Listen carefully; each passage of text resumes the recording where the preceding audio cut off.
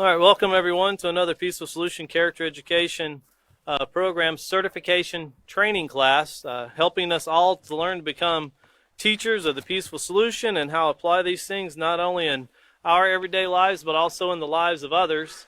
For all of you coming in, you're more than welcome to come in and find a seat as soon as you can make it in this way.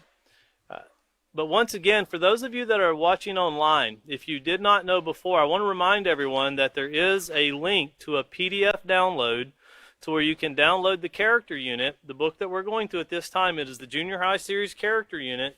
You can download it, and it's just PDF format, so straight to your computer, so you can go through these things with us as we're actually going through these books ourselves. It's extremely important that you have a book, a teacher's manual in this class, because as we pointed out before, there's many areas in this book that you'll have that the student's handbook don't have. Every gray tabbed page in the teacher's manual is not in the student's book. So it's extremely important to acquire a teacher's manual, and anyone can download them free of charge right off our link that we have on our Facebook page. That's where you'll be watching right now. And if you have any questions concerning downloading literature or any other literature, please feel free to email us. You can email us at info@peacefulsolution.org, or you can just send a message through Facebook. And our Public Relations Committee, which are very diligent about responding, will help you out in any which way that they can. I know that schools are asking about certain curricula and virtual classrooms, and we will assist and do everything we can to help you.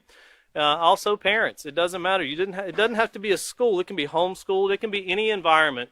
And the Peaceful Solution Character Education Program is more than willing to help. So if you can be turning over into your books, we're going to be going back through lesson plan. It's the lesson plan for Chapter 3. If you can be turning over to LP3C, this is a lesson plan that you're going to see some things that you have to be aware of as a teacher. And of course, if you've read through this before you teach it, you'll be ready to go. But if you haven't read through it, and remember, we always advise everyone to read through the lesson plans before the class is being taught so you're aware of things, there'll be something that will catch you off guard, because in this lesson plan you're going to see where it says cover certain pages, and then it says cover this page, and it leaves out a page. So obviously if you're going to cover page 59, it's pretty important to cover page 58 before 59, but you're not going to see that in the lesson plan. But you'll know to do that because you're told to cover certain aspects, and if you're going to page 59, then you know 58 really needs to be covered right along with it.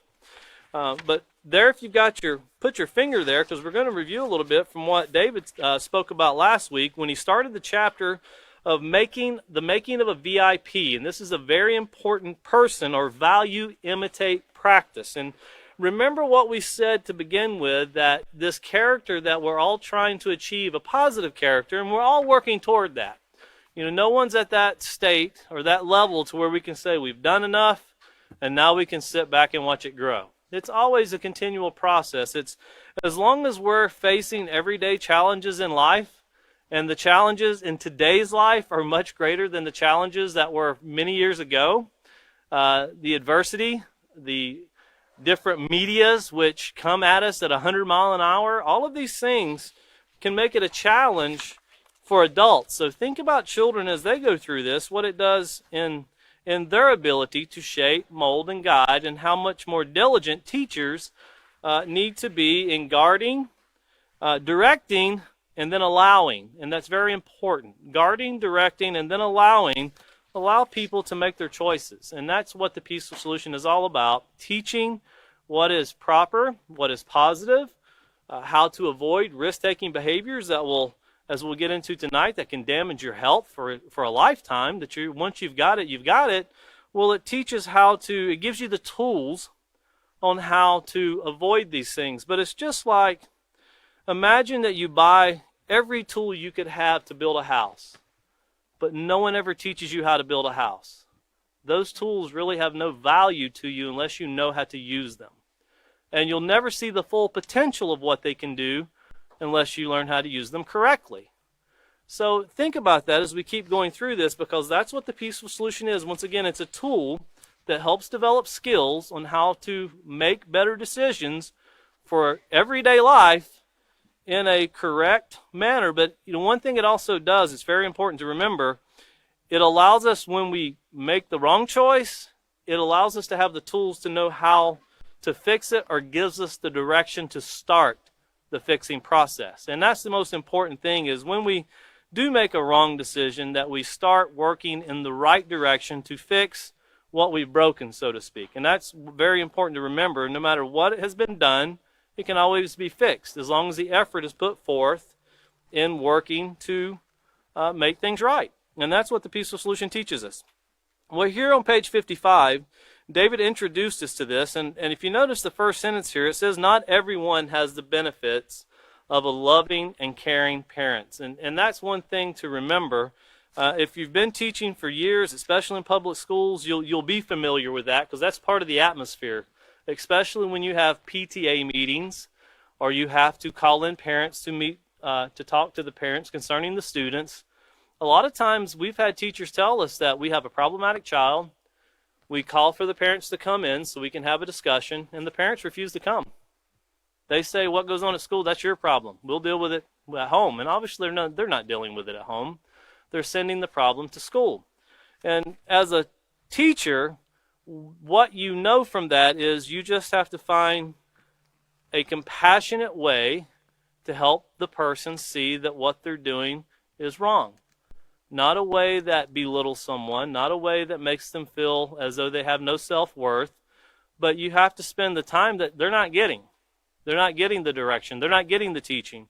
And that's something that can be a challenge, because if you have a classroom of 10, 15, 20 people, you have very many different levels. Some might possibly have caring parents. I'm sure a lot of people do. And there's a lot of parents that are caring parents that honestly, they do the absolute best they know how to do, but they can only work with what they were given. And there's a lot of parents in society that was never really given the tools, or else they were given the tools and never showed how to use the tools. So just because there's a shortcoming in someone's life doesn't mean that there's not loving parents involved. It could be that remember, when you're 18, you're still a child. But you can be a parent too at 18 and still be a child. You know, we can grow up quickly. And in today's society, you see that. We've been in classrooms to where we met with parents that we thought were the students, because the parents were only 14 years old, more older than the student. And, you know, there's things take place in people's life, and we're not there to condemn or put down anyone, because the parent was trying. You know, it started off very young, father walked away, but 14 years old, think about that. What would that do in your life if you had to experience that? And if you're older than that, think about how much different your life would have been if that would have been an experience for you.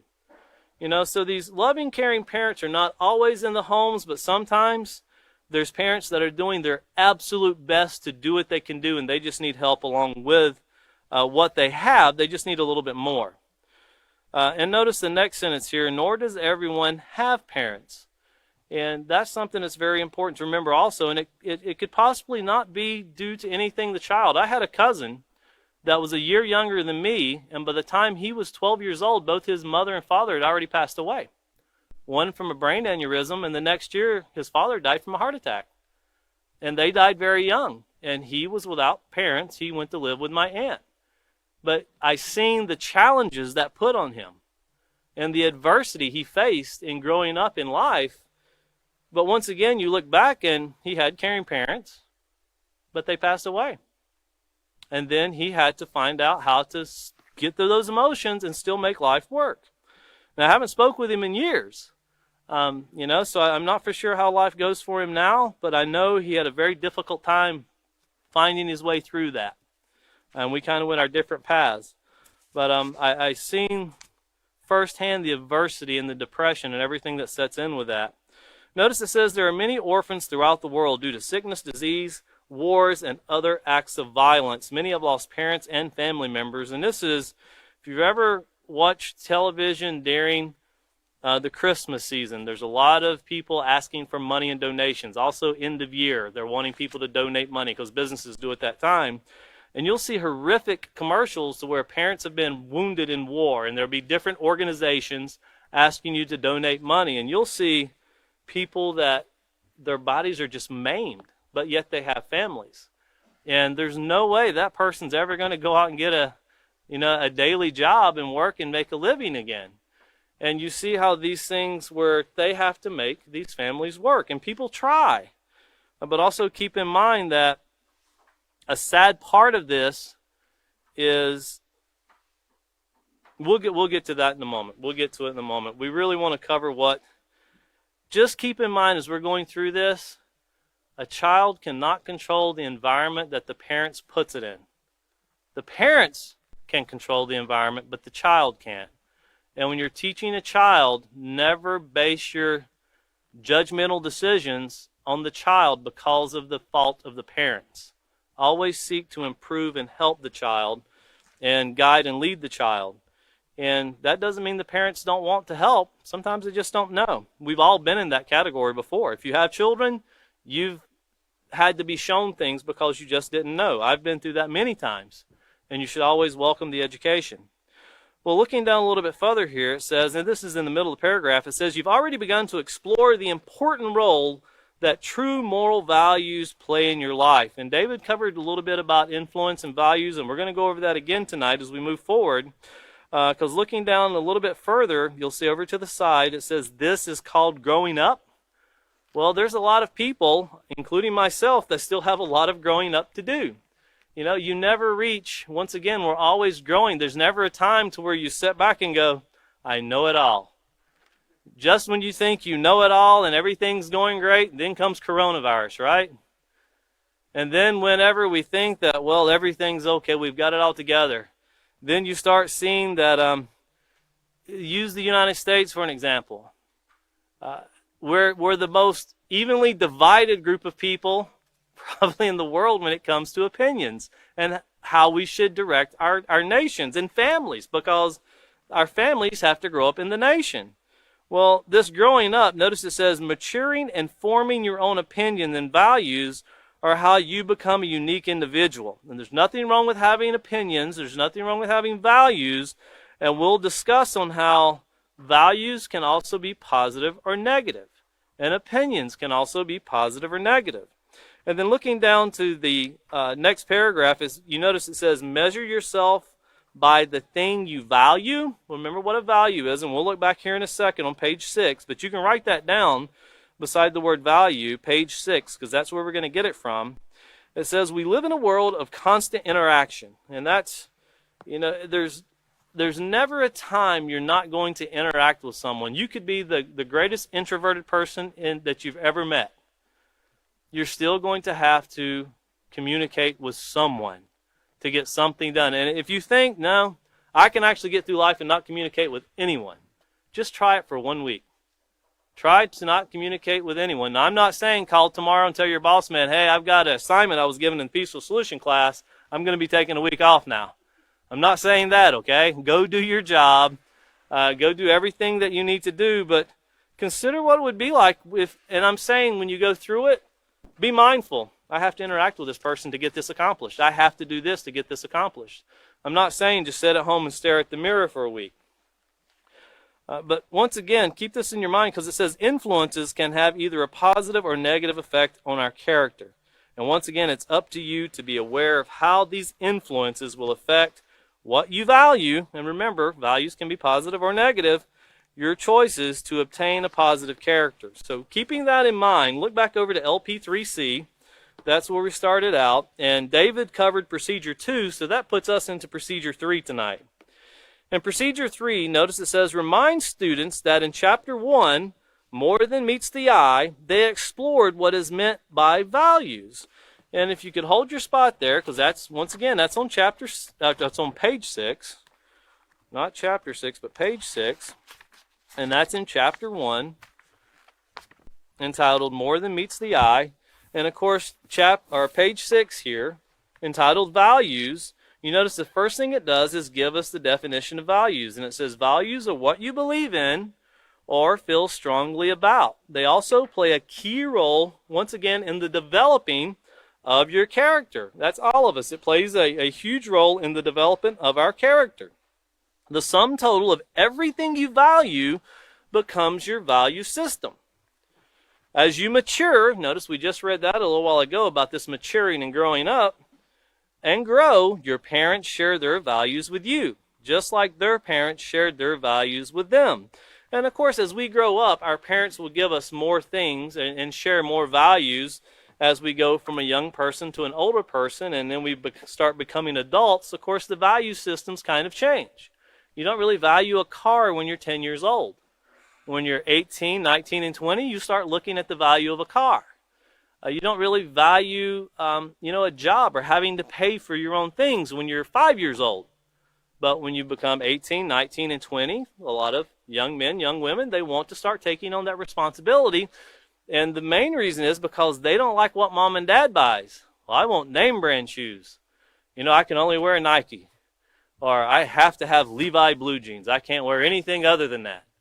Well, mom or dad knows that Levi's cost this, and you can go get an off-name brand for a lot cheaper, and you're going to tear them up anyway.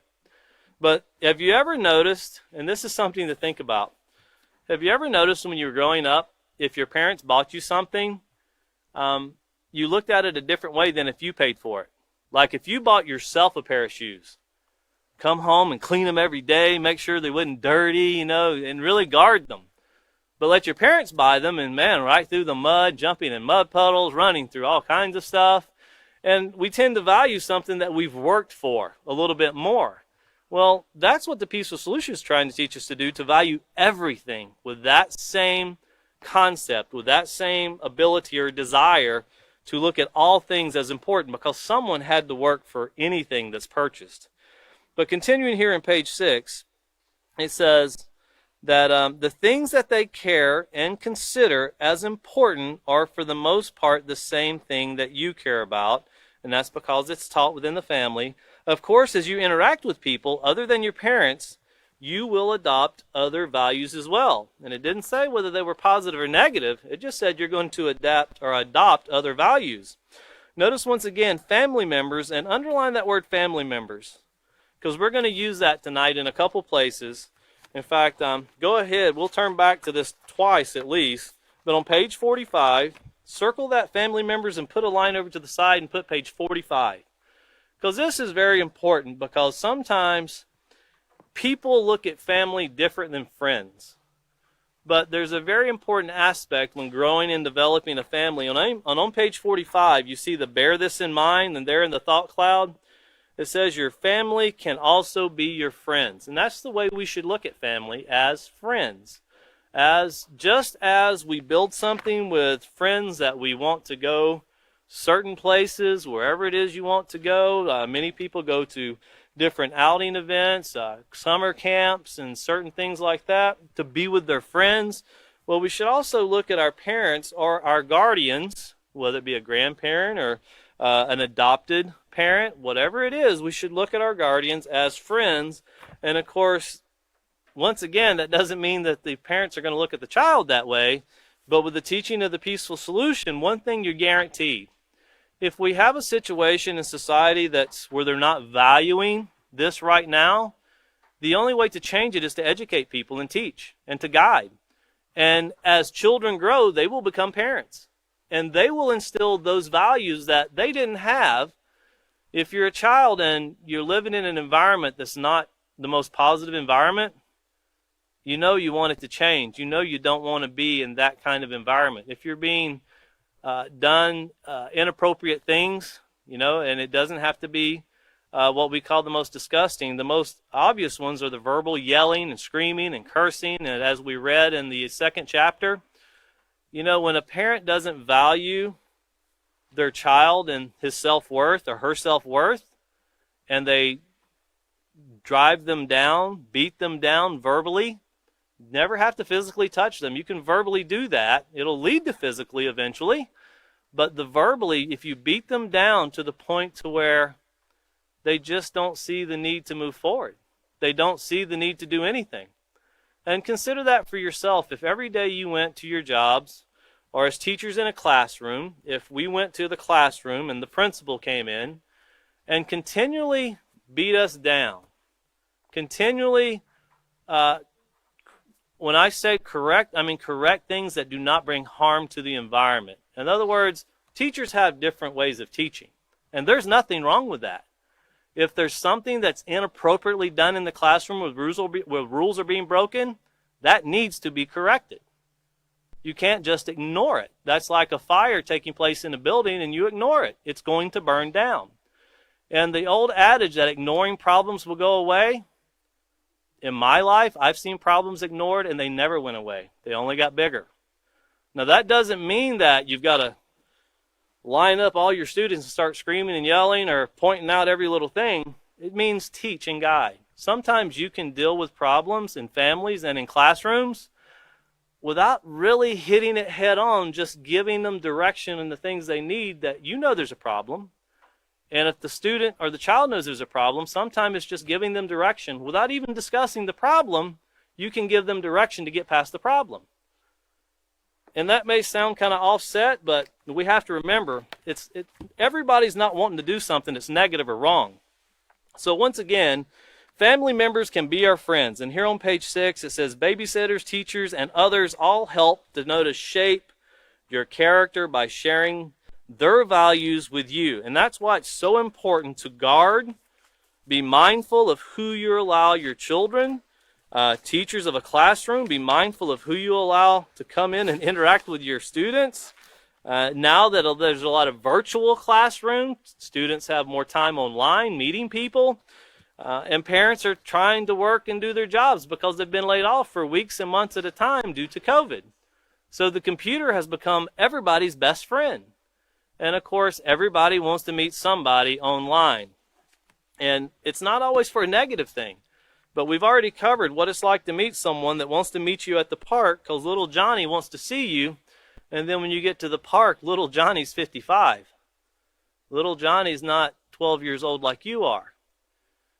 So keep these things in mind because as we build through this, it's going to be important to keep this in mind, the atmosphere and the environment of the making of a VIP. There's a lot of obstacles that come up in this that a student or a child is placed in those situations.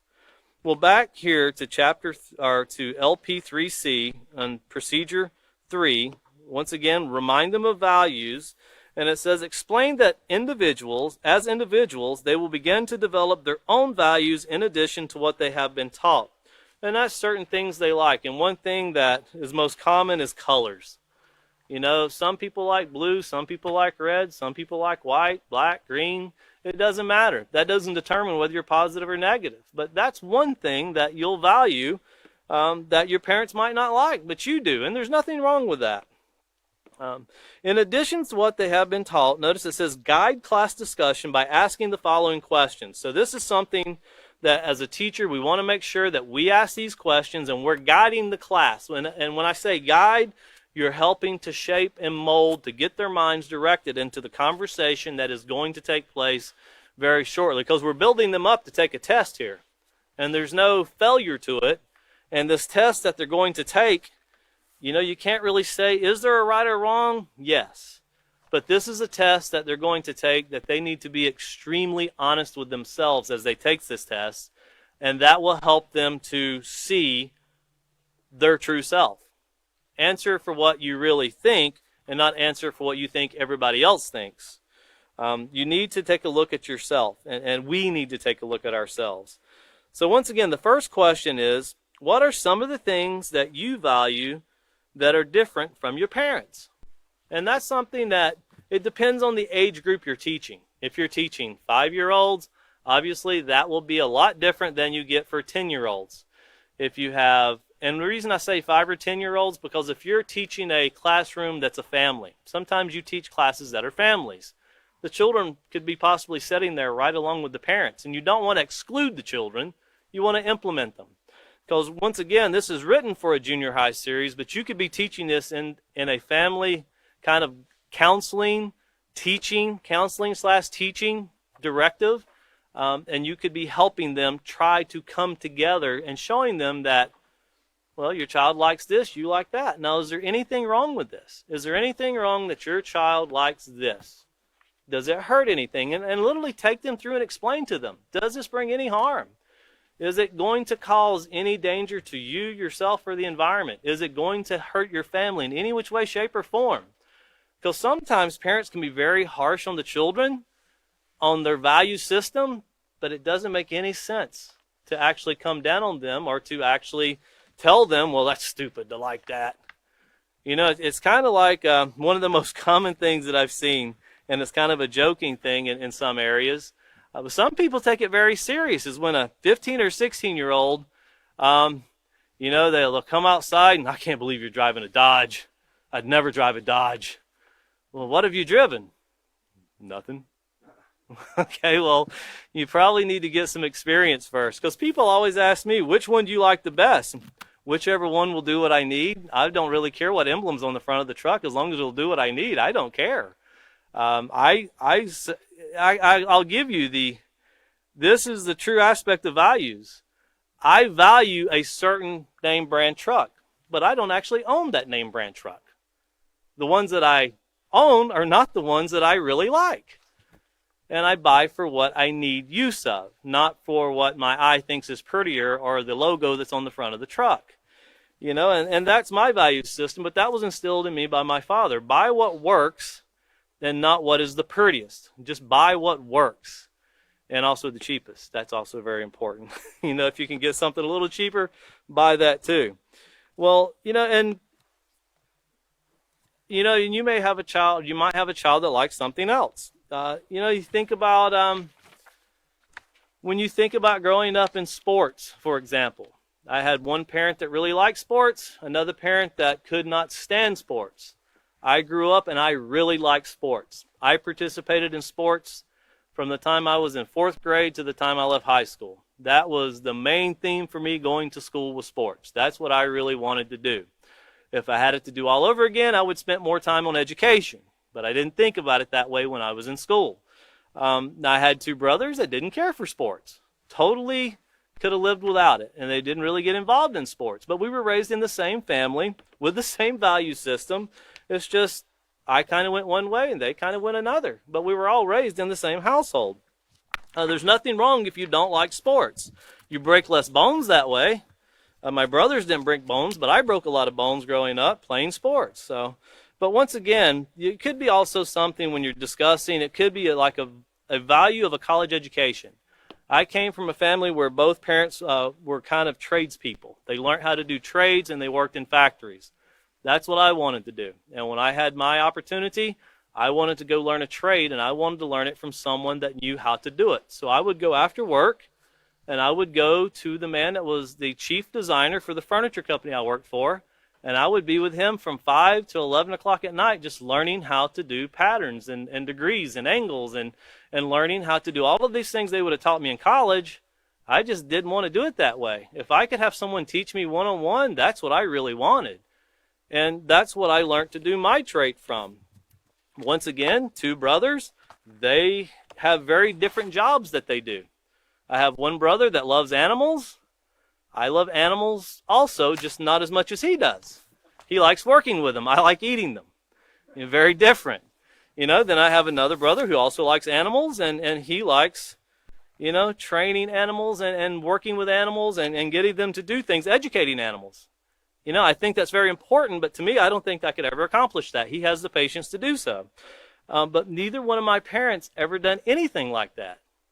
Except my father was a dairy farmer when he was young and a furniture builder when he was old. My older brother is a dairy farmer and I'm a furniture builder. And my younger brother goes off and I don't know where he got what he does, but he does it very well. But he didn't get it from the parents. But the one thing that we were taught, whatever you do, do it right, do it proper. Don't cut corners and don't cheat people.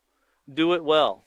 Well, these are things that as you talk to your students, that you want to get information back from them and the difference between their parents and what they value and what they like.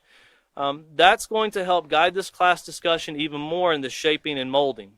And notice here on the second part of the procedure, it says, emphasize that even though they have begun to form their own values, that's what they deem important, developing positive moral character means respecting the values of others even when those values do not coincide with theirs. And we'll get much more into that when we get into the acceptance unit, because that's even going to get into, let's say you have a parent that is an alcoholic.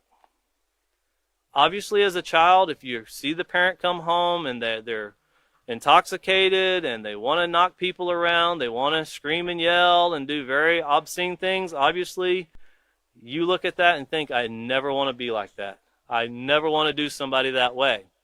That's a very different value system, but remember what we read about the young ladies where they were being abused by the stepfather and they eventually killed the stepfather. You know, there has to be a value system to where if someone's doing something to you, you can't change the person, you have to change the situation. And that means going and getting help, running for help, asking for help. So there's a lot of things that you may be put into where parents value one thing, drugs are another. You know, some parents would rather spend money on a very nice sports car and not have very much food in the house. And I say that with knowing I've seen that before, where people will spend astronomical amounts of money on fancy houses and absolutely nothing in the house because they can't afford to even furnish the house. They're spending so much money on the house. And it's all to try to keep up with the society that they're living amongst because they want people to think they're successful. But you learn through the peaceful solution, a success can be a mom and a dad training children in a very meager-looking house, driving very meager-looking cars. Success is measured in how well you've contributed positive character to society, not money. And this is something that can also be put in the mind of children where some people value money. When I say value, they'll do things that are inappropriate to it or for it. Because values, once again, can be positive or negative. These are things that bleed over into our children or students. Another example, and I'll tell you this just because this made such a huge change in my life as far as valuing things. When I was growing up, I detested reading. I couldn't stand it.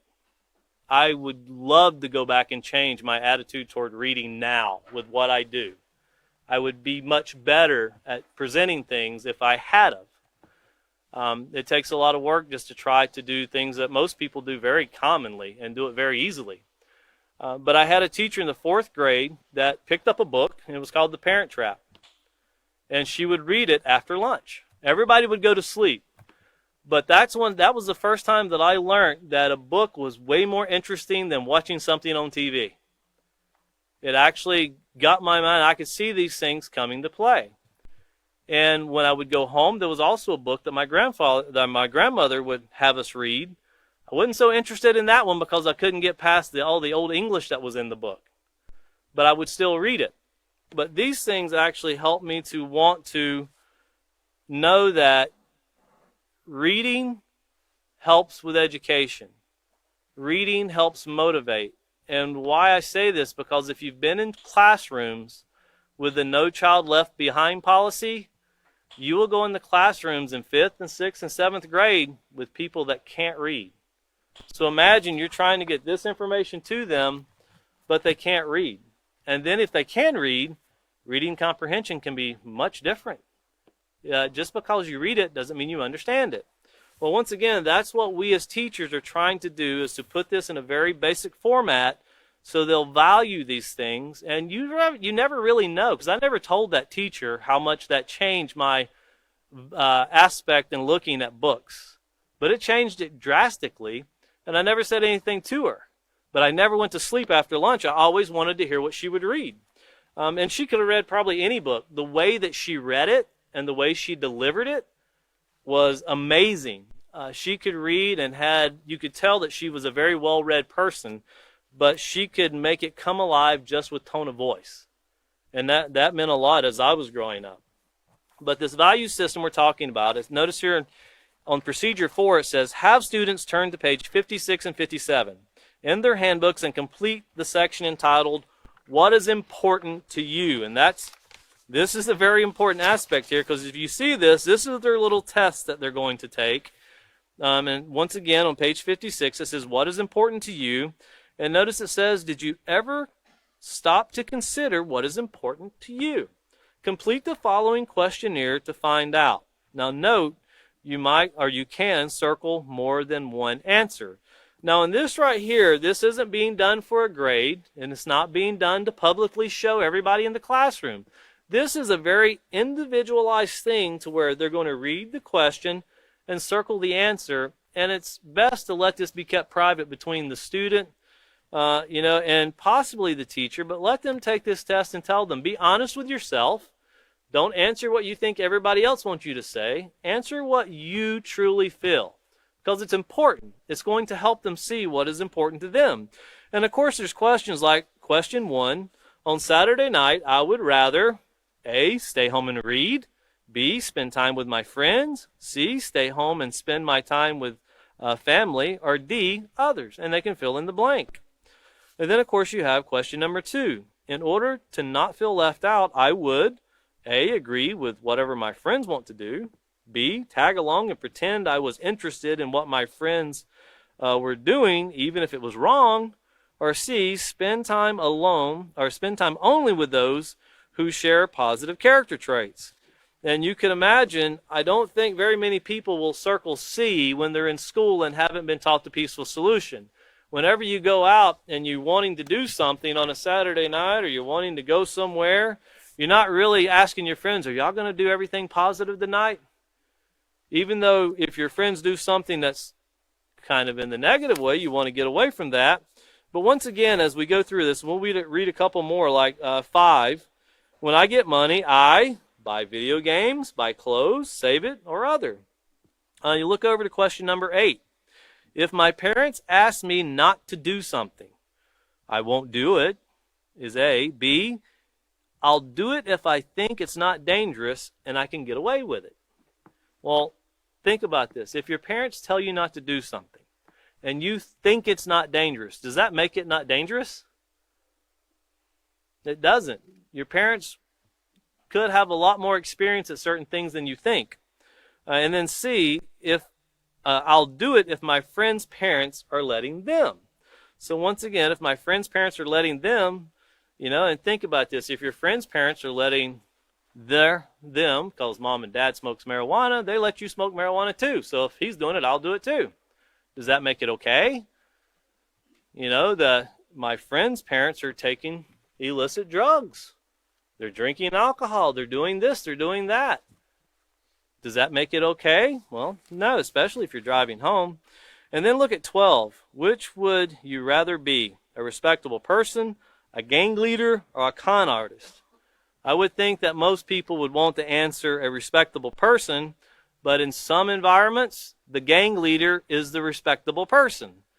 And if you've never seen that before, look it up on the internet. You'll find many things to where people that are respected are considered high leaders. Pablo Escobar was considered a very respected person amongst his environment. Wasn't a very positive person, but he was respected amongst even the people that were supposed to be against what he was doing. He paid them too, so they all respected him. It was a kind of live and let live environment. But as they answer these questions, you'll have them put these things together. And once again, let them have them to themselves. Don't make them get up and read the answers in front of a classroom. Because sometimes when we answer things honestly, it could be pretty embarrassing for us to let other people know what we really feel inside.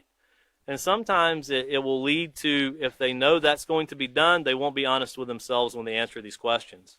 So going back to the lesson plan here, after they've done that, it says, tell students that it's normal to value family, friends, and even having fun. So once again, this is on LP3D, Procedure 4. However, their values should not conflict with obtaining a positive character. Now, this is where I was telling you about where there's a page missing in the procedure, but you'll have to cover it, because you notice here it says, have students read the article only 10 and 12 and charged with robbing a bank on page 59. Well, we just left off on page 57 with the test. So if you'll turn over to page 58, before we get into reading the article, this will go along with the test. This is part of it. And it actually starts off with, they call it a questionnaire. I would more call it a test to let people they test themselves to see what they really like. But notice here on page 58, it says, now that you've completed the questionnaire, you should have a clearer understanding of some of the things that you value or think of as important to your life or in your life. At your age, it's perfectly normal and healthy to value friends, family, fun stuff, and being accepted by others. And remember, fun stuff can be defined so many different ways. Fun stuff for some people, I seen something the other day someone sent me from overseas, and they were saying that people are really doing this, and it showed people in Dubai on extremely high rises, buildings being built, and they were running down beams as fast as they could run with no safeguards. They were jumping from one building to the next, and that was fun to them. But one slip up and you're dead. It's over with. And I thought, I wonder how many people die from that. So I looked at it. There's a lot of people die from that every year. They literally go out and they're doing things that are extremely risk-taking, but they consider that fun. They consider that adventurous. I would consider that not being very educated.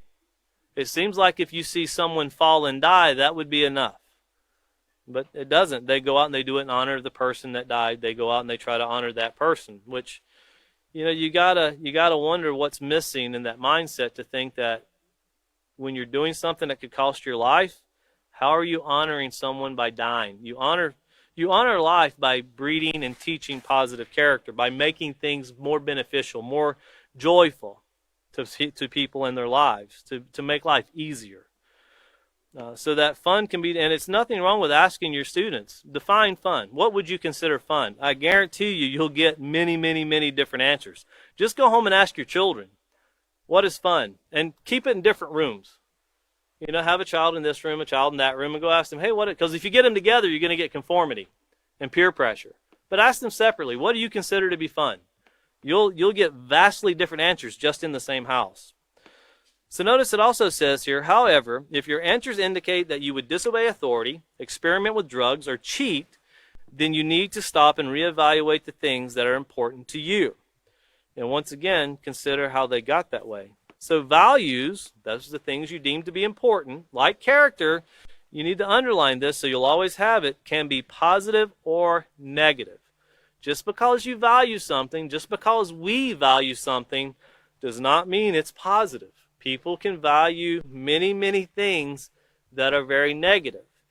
And one of the greatest examples you can see right now, and I just use this just because it's in the news every day, is you have Republicans value one thing, Democrats value another. And that value system doesn't really cover all society. It's very evenly divided. And there's some people that, I don't really want to get into any of that. I would rather not be part of any of those things because I don't value the way they behave. I don't value the way they conduct themselves. You have many people that are like that. But these values, just because someone values something doesn't mean that it's okay. It doesn't mean that it's the most beneficial way to do something. But notice it says either way, they help to give your life direction and play a key role in the choices you make. And that's very important because the choices we make, we have to live with. Now, carefully consider what you value and decide if your values are positive or negative. And here's the way you do that, by asking yourself these questions. Question number 1, and this is about your values. Can this cause harm to others or myself? If you value something that can cause harm to others or yourself, then you know that's a value that needs to be rethought, needs to be reevaluated. It never hurts if you can't figure out the better way of doing it. Go to a guidance counselor, go to a teacher, go to someone you can trust, and talk to them about it. Number 2, does it go against what I know is right and healthy? I know, that means I've been taught. I know what the right and proper way to do something is. Does it go against that? Well, if it does, that's something that needs to be reevaluated once again. Number 3, can this have a negative impact on my future? So this is not the here and now. This is not the I want to do it because it's fun now. What will this do later on in my life? How will this affect me or even my ability to raise or possibly not even be able to have children? How will this affect that? And then number 4, will this help me to build a positive character? Because once again, remember, we're always building. It's shaping, molding, creating. This positive character in our life has to be built. We're not born with it. We have to build it and nurture it, and we have to maintain it. Well, continuing on here, it says negative values will keep you from developing a positive moral character. Hold your place right there and turn over to page 13, because these are things we've went over, but we want to reinstill them in the mind.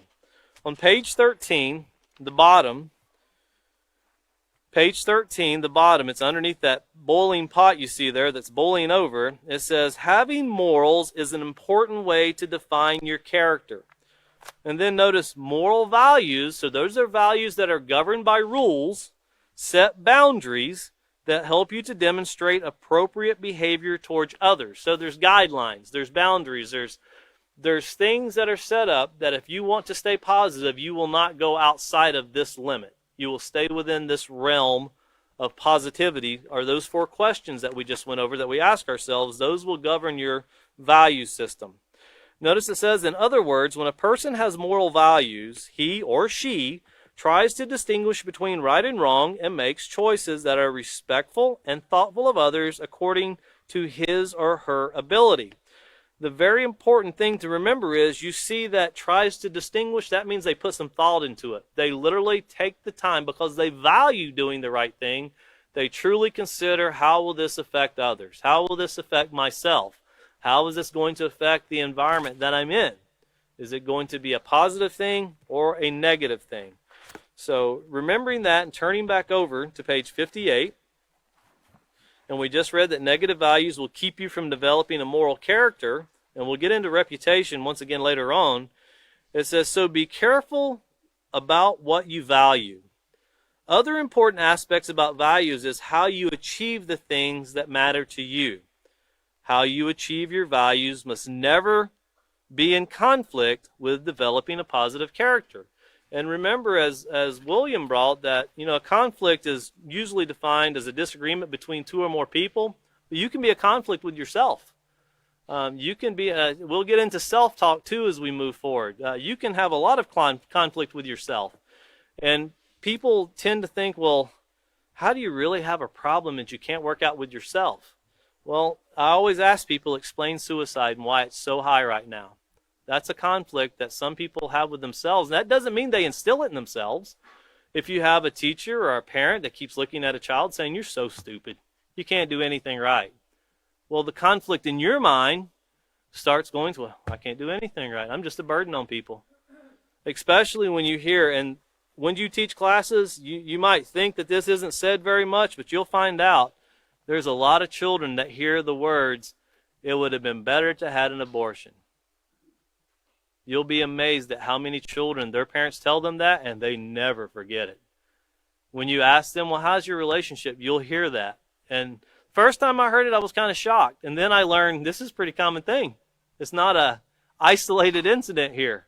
There's a lot of parents that, through the frustration of everyday life, they'll tell their children that. And the answer isn't that you'd be better if you were never born. That's not true. It'd be better if someone was taught how to deal with the situations they're in a better way, in a more appropriate way. That's really the answer. But it's hard to tell someone that when you don't know what's going on in their lives. And a lot of times people are searching for these things, but they don't really want to open up and tell why. Sometimes they do. Many times they do. Peaceful Solution brings it out in people. Continuing on, though, it says, for example, here talking about this conflict. For example, it's okay to value friends, but do you value your friends so much that you would do anything, even something dangerous, to maintain your friendship? Start testing your class at this time. Do you guys remember? Do you remember anything that we've covered about how friends can get friends to do something negative? And one of the places you'll find, if you turn back to page 19, these are things in the book we're wanting to just get familiarity with them using the book and having them use the book to teach us. And if you remember the uneducated, it was making a decision without getting all the facts. And remember what the example was? For example, your friend offers you some glue to sniff. You ask, won't that mess with my head? Your friend replies, nah, it's safe. Just makes you high. Without any further investigation, you agree. Now, one thing that I would advise every young person, if you're dealing with someone that's sniffing glue, it's not best to ask them their opinion on whether it's dangerous or not. They're already sniffing glue, okay? There's already the effects of what they're doing. And I'm not just talking about glue. If someone's doing drugs, if someone's abusing alcohol, if someone's taking a risk-taking behavior and they're already doing it, that's not a smart person to ask, you sure this won't hurt? Not hurting me. Well, you don't always see the readily effects. Think about what you see in football. That's very popular right now, where these football stars, the actual stars, the top ones, when they die and they do the autopsy and they look at their brains and they see how damaged their brains were from so much destruction, such impact that was put into the brain from just playing sports. And they committed a lot of horrible acts, some of them murders, some of them shooting themselves, some of them just couldn't cope with life. Not all of them went that way, but they're finding they suffered a lot. But ask them, is this dangerous? Well, they didn't at one time say it wasn't, and the ones that are making money don't, it's okay. It's fine. But I noticed that I seen an article the other day with even football players are not allowing their children to play football because they see what it does to the body. So once again, you have that where friends will coerce you to do something and change or manipulate your value system. Continuing on here, it says, back on page 58, because there's a lot of references we're going to make here on what we've already went over. It says, do you value material possessions so much that you would do anything to get more, even if it's something dishonest? And continuing on, it says, do you value your opinion and being right to the point to where you physically hurt someone to prove that you're right? Imagine that you actually would go above and beyond to hurt someone to prove that you're right. Well, with this positive conformity and these things that we've talked about, you want to ask, this is the direction that your friends might be going. Is this the direction you have to go? And see how many can look at you and say, no, I'd rather take the road less traveled. Go back to page 2, because that's where we started out. Because remember, we said it might not be the most popular road, most popular path. It might not be the way everybody's going, but it sure is the better way in the end. And notice on page 2, it says, here's what it boils down to. You don't have to go this route. And that's referring back to page 1 with the bad scenes. It was the STDs, of course, the teenage pregnancies, so forth. It says you don't have to go this route. Now, it may not be the most popular road or the road that your friends are taking, but here's another fact. Life is about making choices. The choices you make, the ones that could save your life, will be based, notice, on your development of a positive character. And that goes along with the value systems, that developing, that growing that we've been talking about with value systems to help nurture maturity that sets in. That's all part of that value system. And then looking over to page 23, remember personality, and we're trying to tell people, get across this message to our students as teachers about character. But remember, as teachers, this is what we have to, because we go through this ourselves. It's not that our students are some foreign alien and we're very different. We're all the same. And we all go through the same trials and the same day-to-day grind as the author of The Peaceful Solution teaches.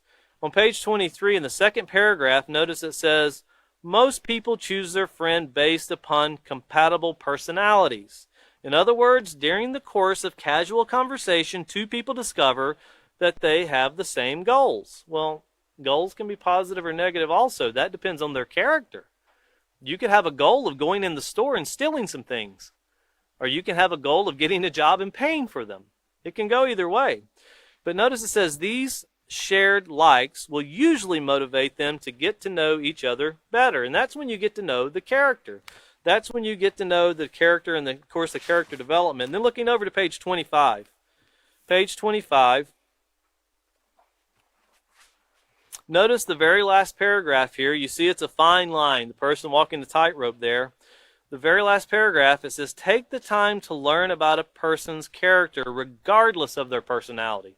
So no matter how much you really like their personality, take the time to get to know about the character. For example, two people might appear to have similar personality traits but have very different character traits.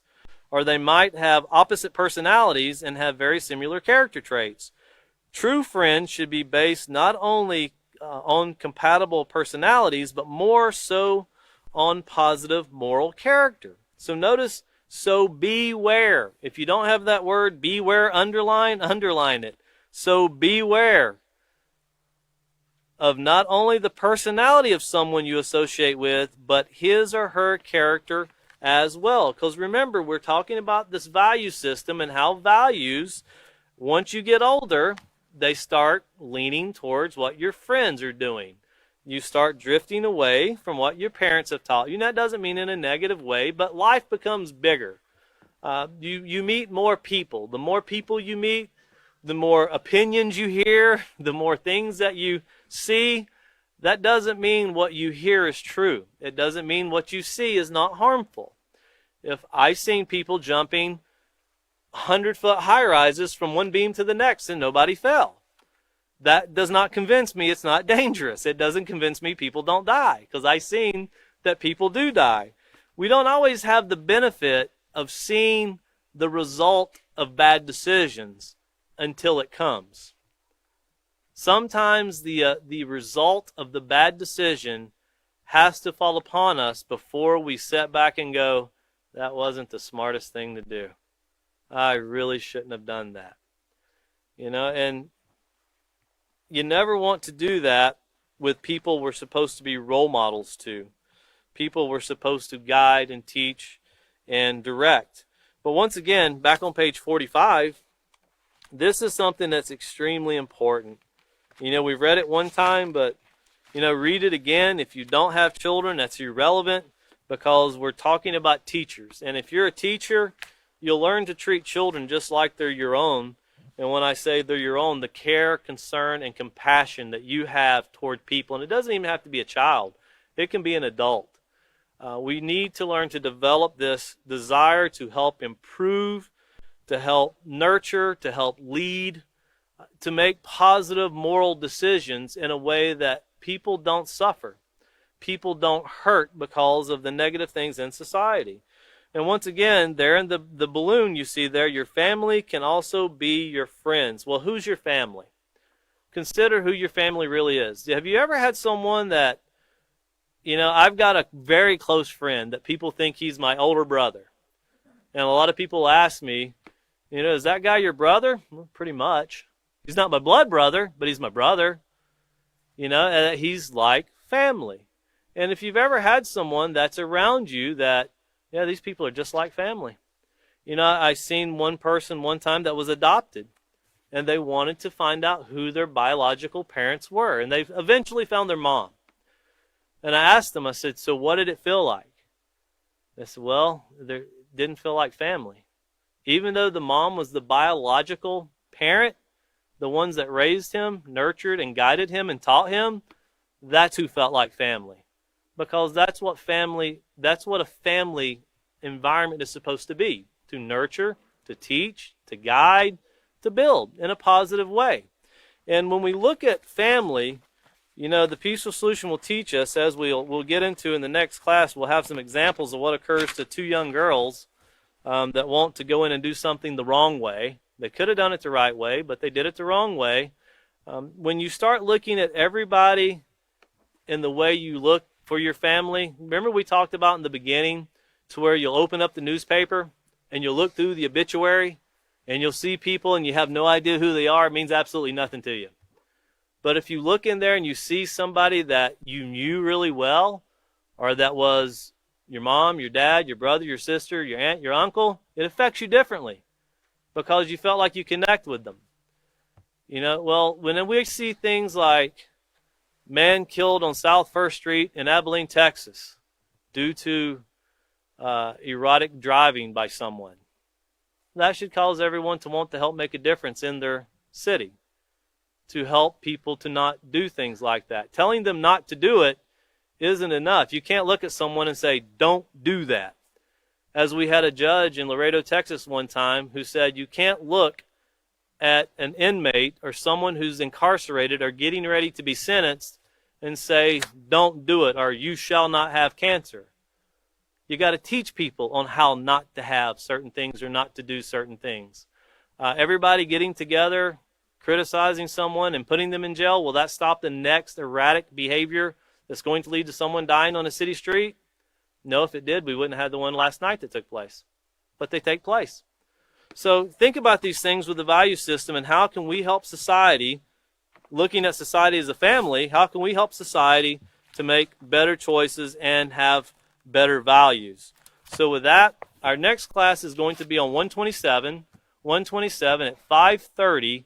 And once again, bring your books. And just a reminder, if you don't have a book, please go to the link on Peaceful Solution, the official Peaceful Solution, where you're watching the class, and download it free of charge. Thank you very much for coming.